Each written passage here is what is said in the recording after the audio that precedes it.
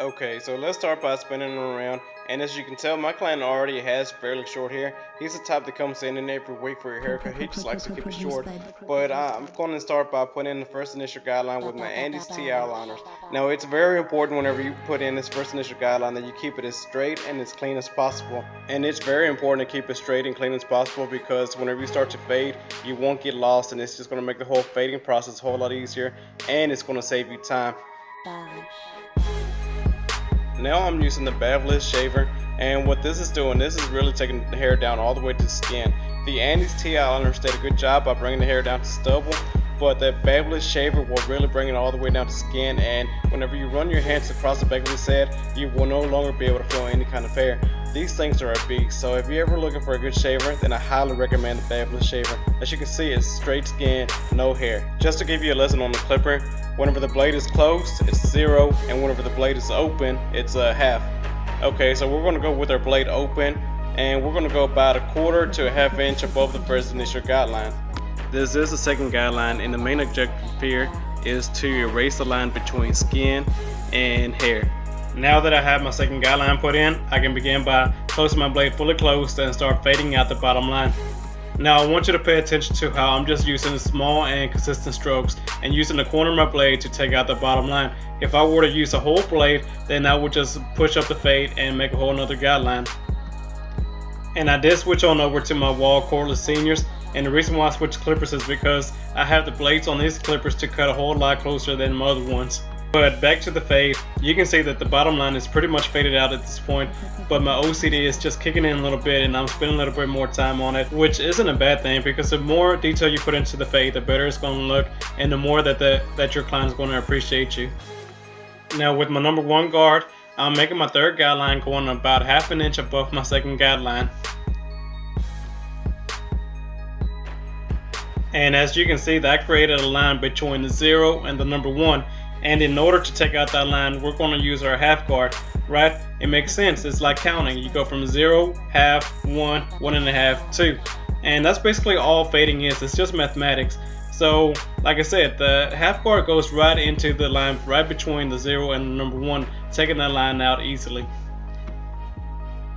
So jumping into the fourth and final guideline, I'm using the 1 1/2 to go 1/2 inch right above the third guideline. So once again, our fourth guideline has created a distinct line between the half guard and the 1 1/2 guard. So remembering back to our mathematics, what should take out the line between the half and the 1 1/2? A number 1, right?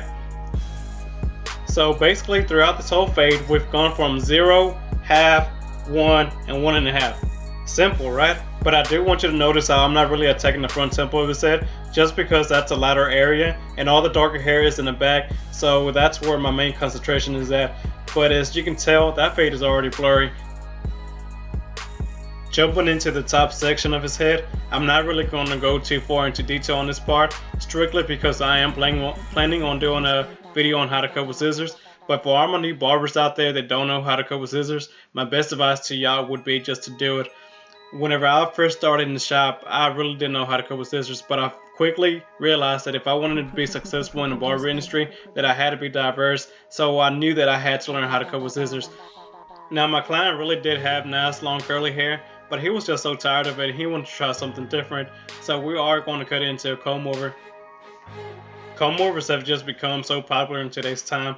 I would say that about 60% of my clientele wants a comb over. Jumping into the lineup, this can be one of the trickiest things to do, but also the most important things to do. A lineup will literally make or break the haircut. So what I like to do, I usually start right in the middle and I work my way to one side, then I'll go back to the middle and work my way to the other side. And the reason why we start in the middle is because it gives you less distance to go to either side. So as you just saw, I just worked my way from the middle and went to the right side, and boom, it was right there. I didn't try to make this long line across his head. I was able to just go from the right middle to one side and it was done. And also what's important with starting in the middle, you can move your body position, meaning you don't have as much stress on your body. You're not trying to lean over, you're not making the client uncomfortable, you're not making your body uncomfortable. Another reason why lineups are so tricky is because you want to make them as straight as possible while keeping them as natural as possible, meaning you never want to push anybody's hairline back. And just to really define the lineup, I am going in with the razor just to get all the unwanted hairs that the trimmer didn't get. Now when using a razor, the main thing you have to do is just keep the skin tight. And we did apply some 245 shaving gel, which makes the blade a whole lot easier to glide on the skin. And doing this is going to really set you apart from everybody else. As you can see, I'm even hitting apart with the razor just to make it more defined. And like I said, anybody can fade, but not everybody will pay attention to the details. So if you pay attention to the details, then people will notice that, and that's really going to set you apart from all the other barbers or stylists in your area. And if you've been wondering what's been on his face this whole time, it is a gold mask. It is like the black mask, except I think this one's a little bit stronger. I applied this before we even started with the haircut, just to give it time to dry off. And as you can see, the thing peeled right on off. And this is an extra service that I like to offer, just because it's good for your face. And a lot of people are always trying to cleanse your face and get rid of the blackheads, and this is a perfect way to do it. Now I did apply the cold towel at the end just to make sure we close up his pores. And like I said, this is an extra little service that I really enjoy doing, and it's very unique. And if you're really trying to set yourself apart from everybody else, then go ahead and offer stuff like that. Do stuff that nobody else around your area is offering, and it will set you apart. Don't be scared to try something new just because nobody else is doing it. Okay, so my client had really coarse and curly hair, which made it pretty difficult to style into a comb over, but the trick here is using a round brush. The round brush is an excellent tool to use on curly and wavy hair just because it will stretch out the hair and it'll allow it to really lay it down in place. Also, you want to make sure to keep the hair dryer on low just to make sure you don't damage the hair any. And just to finish off the haircut, we did apply suavecito pomade just to give it more of a shine. So here's the final look. Let me know what y'all think, and if this video helped you in any kind of way, please like, share, subscribe to my channel. It would really mean the world to me. And I am going to be dropping a video every Monday, and if you have any ideas or anything you would want me to go over, please drop a comment below, and I promise I'll do my best to get to it and make a video about that. But that's it for today, and please follow me on Instagram, George's Fades. And I really appreciate you taking your time out and watching my video. Until next time, thank you.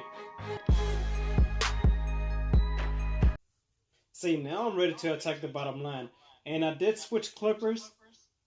No, that ain't gonna work. See, so now we're ready to attack the bottom line. I don't think it made sense, but I know what I want to say, but I just can't put it out there. I don't know why it's like that.